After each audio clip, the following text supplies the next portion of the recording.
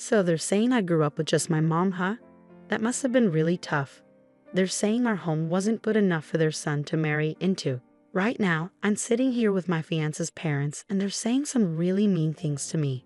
They're not just making fun of me, they're making fun of my mom too. They're a terrible family. I'm not going to agree to marry their son. I'll show them what it feels like and say no to their proposal. They deserve to feel really bad about how they're acting. My name is Emma, and I'm 27 years old. It's just me and my mom in our family. My dad died in an accident when I was little, leaving us alone. When my dad passed away, my mom didn't cry. She always smiled, even though I was crying a lot. My mom worked really hard so I could go to university and study law. Now I work for a big company and stay really busy. My fiancé, Michael, is 30 years old, 3 years older than me. He asked me to marry him after we'd been together for a year and a half. He asked me out after we met at work, and I said yes because I wanted to make my mom happy, even though I thought it might be too soon. Today we're going to meet his parents to talk about our wedding. I'm so nervous. Do I look okay? Don't worry, Emma. You always stress too much. But Michael, you mentioned your parents are quite important. They're considered wealthy. It's more about my granddad, though. He was quite successful. Yeah, his folks are what you call rich. His granddad did well as a business person and left a lot of money when he died. It seems like his dad is living off that money. Do you think they'll be okay with it? I picked this gift from a fancy store, but do you think they'll appreciate it? It's okay, it's okay. What matters is that we brought a gift. Gosh, I'm really anxious, you know. He's just going back to his parents' house. So he's calmer than me. I'm so nervous, it feels like my heart might leap out of my mouth. Try to be a bit more serious. This is a formal meeting to tell them about our wedding. As I started to get annoyed by his relaxed attitude, I saw a huge mansion that took my breath away. It's huge, just like I thought. When I quietly said that, he chuckled proudly. Granddad was quite something. Dad and everyone else are waiting. Let's go in fast. As we stepped into the entrance together, the big door opened by itself and his parents welcomed us. Hello, you're Emma, right? Our son has told us about you. It's a pleasure to meet you. I'm Michael's mother. Yes, nice to meet you. I'm Emma. You're so sweet. Please come in. I'll prepare some tea. His mom was calm and smiling the whole time, which helped me relax a bit. His dad was also friendly. So you work with Michael, huh, Emma? That's impressive. A woman working at that company. Thank you. The term a woman bothered me a bit, but I took it as a compliment and replied politely. However, as the conversation went on, I started to feel more and more uncomfortable. Well, deciding to marry Michael takes courage, Emma. Huh? What do you mean? Michael's parents, in other words, us, were wealthy. Normally, someone might feel intimidated by the difference in status and be hesitant about marriage, you know. Yeah, some people might feel that way. Michael's dad seemed to think they were quite special and didn't hesitate to talk about their status. Michael's mom, who had been calm before, started to show her true colors as the conversation went on. Well, my family wasn't really rich, but as you can see, and pardon me for saying this, I'm quite attractive. Don't you think I'm a good match for my husband? Oh, I see, Emma. You're remarkable for agreeing to marry Michael with your looks. I couldn't do it. I couldn't tell if she was being sarcastic or sincere. I looked at Michael for help, but he didn't seem to care. In fact, he even joined in and started teasing me with his parents. Emma, she's not the most beautiful, but she's good at her job. I think she'll make a good wife. She's highly respected at work, even though she's a woman. I believe she can keep up with me, right? Was he always like this? When it was just the two of us, he seemed more composed. Maybe he acts different around his parents. While I wondered about this, I managed to keep up a polite smile. Suddenly, Michael's dad asked him, "Oh, Michael, have you met her parents yet?" Of course, I've already handled that, so no need to worry. I assume Emma's parents are pretty ordinary. She doesn't have a dad, but her mom seems like any other mom. After Michael's response, his dad's eyebrows twitched. No dad, Emma. What's the story there?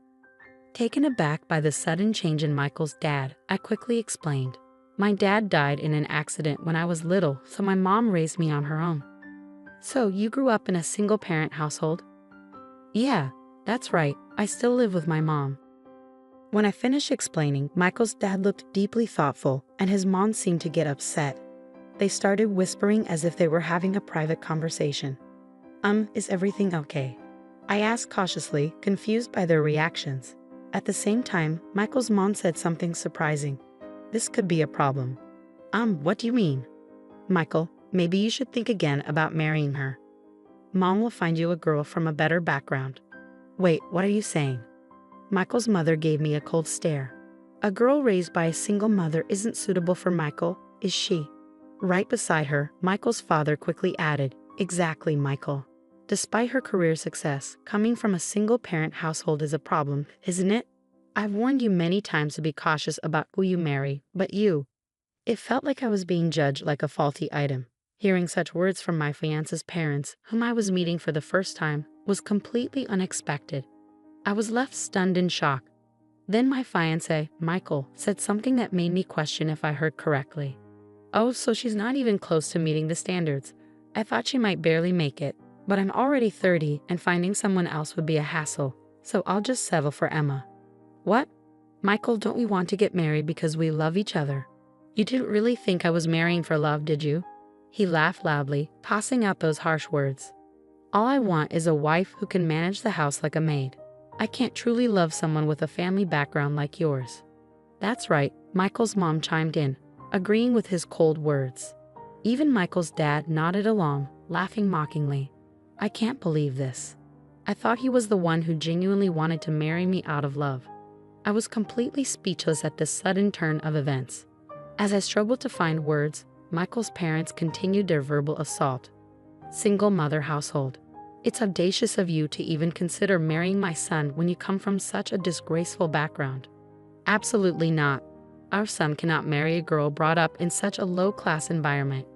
In that moment, all the emotions I had been suppressing reached their breaking point.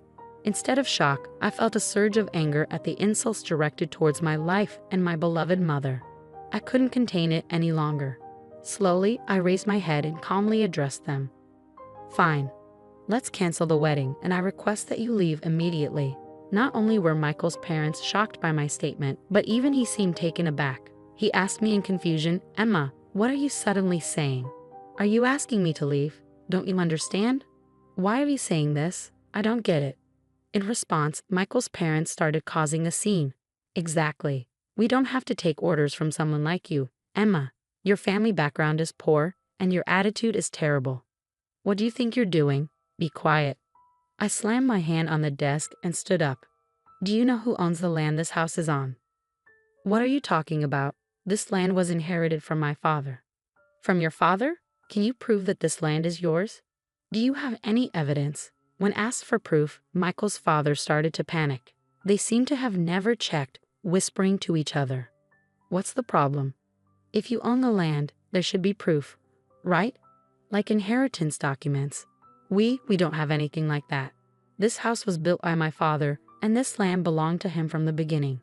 That's how he could build it." As Michael's father spoke, Michael's mother also chimed in. "First of all, what are you talking about, Emma? It's impolite for someone like you to discuss someone else's property. Stop it. Just because my parents didn't approve of our marriage, don't start making baseless accusations. It's pointless to keep going like this."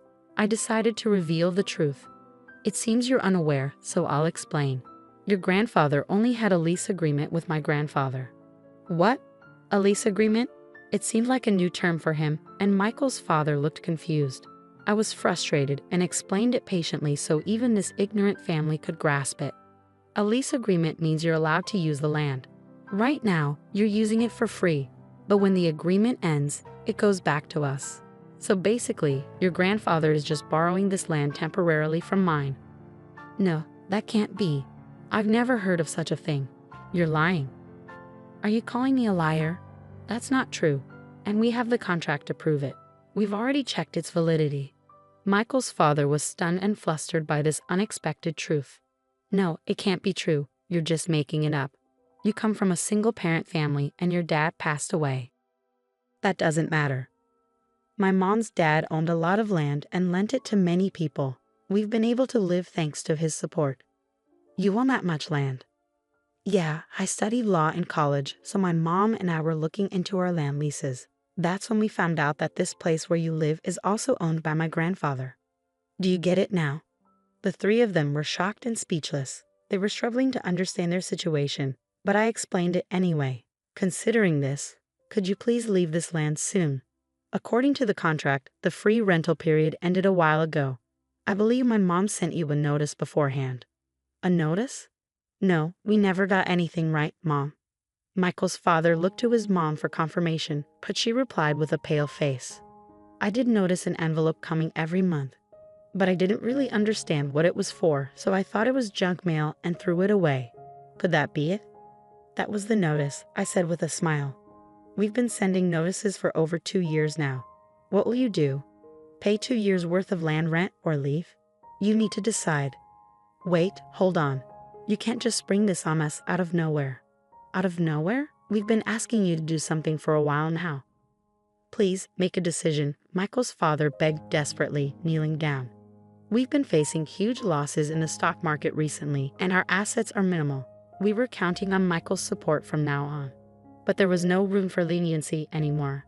I had planned to settle things amicably if the marriage was decided and if I received an apology about the notices. But since you've insulted my mother, I've had enough. I'm sorry, but I can't let you continue to stay on this land for free. With that refusal, Michael's parents started to tremble. Even Michael, who had been calm until then, began to change his attitude as if it were the right moment.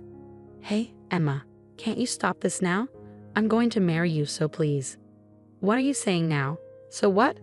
Let's just forget about this. If we get married, there won't be any issues with the land, right? Right? Is this guy for real? I can't imagine marrying someone so disrespectful. At this point, I don't need a man who insults his fiancé alongside his parents. I'm sorry, but I have to decline. I refuse to become part of a family with such a conceited man like you and your knave parents. At my words, he looked like he was on the verge of tears. Please forgive me. What happened next doesn't need much explanation. Despite boasting about their wealth, his parents were actually struggling financially. They couldn't even afford to pay the land tax for 2 years upfront, revealing their true financial situation. Eventually, they had to leave their land, sell their grandfather's pride and joy, the house, to cover the overdue taxes. They tried to maintain their lifestyle for a while, but it seems their money dried up quickly. Now they're living in a small apartment as a family of 3. Word about the whole ordeal spread quickly within the company, and he lost his reputation. However, his parents rely on his income, so it seems he's stuck. Sometimes I receive romantic emails from him, but I never reply. I have no feelings for him whatsoever, and I doubt I'll ever trust him again. He's become the subject of gossip at the company, and I secretly hope he continues to struggle in his tough situation.